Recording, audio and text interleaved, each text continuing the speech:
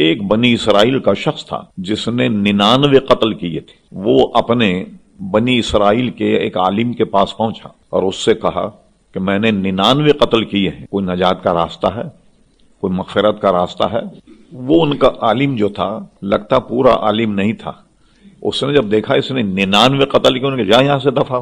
99 قتل کر کے اس کے بعد پوچھتا کہ کوئی معافی اور تلافی کا کوئی راستہ ہے؟ اس نے اس کو بھگا دیا، کہا نہیں ہوگی تیری مغفرت، ڈانٹ دیا. اس نے سوچا کہ مغفرت تو ہونی نہیں، اب 99 قتل کیے تو سنچری مکمل کرو، اس نے اسے بھی قتل کر دیا. لیکن آدمی نفس ہے، وہ ملامت کرتا ہے. جب بھی کوئی برا کام کرے نا، ایک آپ کے بدن میں ایک مفتی ہے، ایک قوت ایسی ہے کہ وہ آپ کو ملامت کرتی ہے. کوئی بھی ناجائز کام آپ کریں، مولوی سے مسئلہ تو بعد میں پوچھیں، پہلے دل سے پوچھئے. دل ملامت کرتا ہے کہ یہ کام غلط ہوا، یہ صحیح بات نہیں ہوئی، یہ گناہ ہوا. نفس ملامت کرتا ہے. کبھی بھی آپ دیکھیں کسی برائی کی طرف جائیں، کوئی کہے یا نہ کہے، کوئی دیکھے یا نہ دیکھے، اللہ تعالیٰ تو دیکھ رہا، لیکن خود آپ کا دل ملامت کرتا کہ یہ کام میں نے غلط کیا. نفس ملامت کرتا. اسی لیے صوفیہ کہتے ہیں ایک سے نفس امارہ ہے جو برائی کی طرف اکساتا، ایک ہے نفس لوامہ، یعنی یہ قوتیں ہیں پوشیدہ روحانی، وہ آدمی کو خوف خدا یاد دلاتی. کوئی بھی آدمی غلط کام کرے، کوئی بتایا نہیں، آپ کسی سے پوچھے نہیں، بلکہ وہ اندر کی قوت ہے جو آپ پر ملامت کرتی. 100 تو قتل کر لیے اس نے، اب پھر بھی خواہش یہ ہے کہ کوئی آدمی ملے اور وہ مجھے بتائے کہ میری نجات اور مغفرت کا طریقہ کیا ہے. پھر وہ پہنچا کسی ٹھکانے کے عالم دین کے پاس. وہ اچھا آدمی تھا. اس نے کہا ہاں ہے اس کا طریقہ. ان کا تم ایسا کرنا، فلاں بستی میں چلے جاؤ. ایک بستی کا پتہ بتایا، وہاں کچھ اللہ کے نیک بندے رہتے ہیں، وہ تمہیں صحیح مسئلہ بتائیں گے کہ تمہاری مغفرت کا سامان ہوگا. وہ سن کر اس بستی کی طرف چلتا ہے.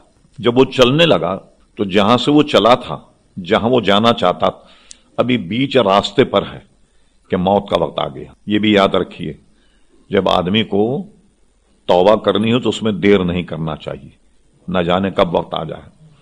اب یہ نجات کا متلاشی ہے کہ کوئی عالم ایسا ملے جس سے وہ فتویٰ دے، مسئلہ بتائے کہ تیری مغفرت ہوگی کیسے.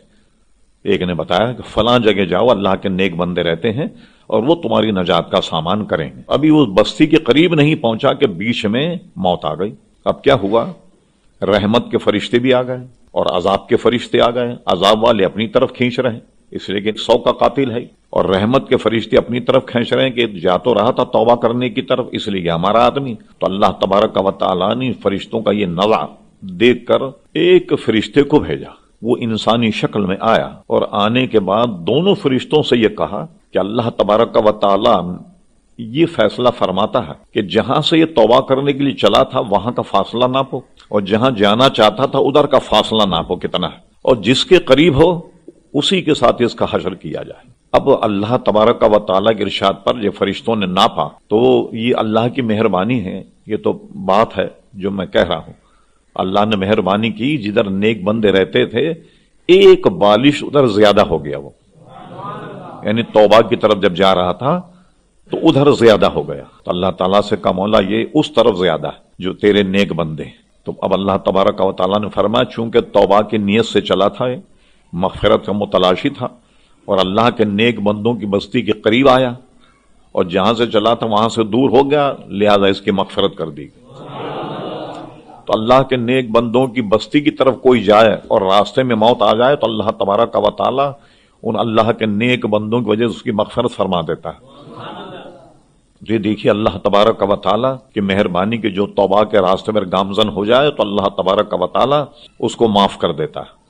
ابھی اس نے باضابطہ اللہ کے بندوں سے وہ ملا بھی نہیں اور توبہ بھی نہیں کی، لیکن ارادہ توبہ تھا، اور اللہ تبارک و تعالیٰ اس کی مغفرت فرما دی. اور یہ بھی میں نے بتایا آپ کو کہ اس مجمع کو جو دیکھ رہے تھے اللہ تبارک و تعالیٰ نے ان کی مغفرت فرما دی. اللہ کے نیک بندوں سے ہمیشہ تعلق رکھنا چاہیے کہ وہاں کا بیٹھنے والا، ان کے ساتھ رہنے والا کبھی محروم نہیں رہتا.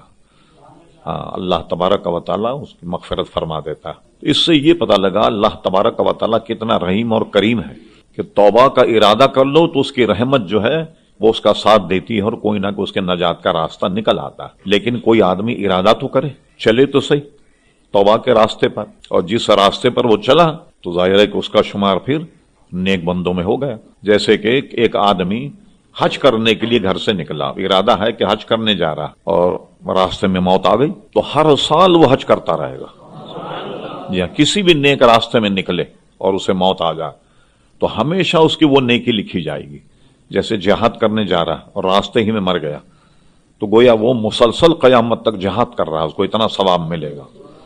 عمرے پر جا رہا ہے یا حج پر جا رہا ہے تو زندگی بھر اس کو حج کا اور عمرے کا ثواب ملتا رہے گا. اللہ تبارک و تعالی اتنا رحیم اور کریم عزیزان گرامی کہ نیک بندوں کی بستی کی طرف جا رہا ہے توبہ کرنے کے لیے اور راستے میں مر گیا، ایک بالشت ادھر زیادہ ہو گیا جدھر اللہ کے نیک بندے رہتے تھے تو اللہ تبارک و تعالی نے بندے پر رحم کر دیا.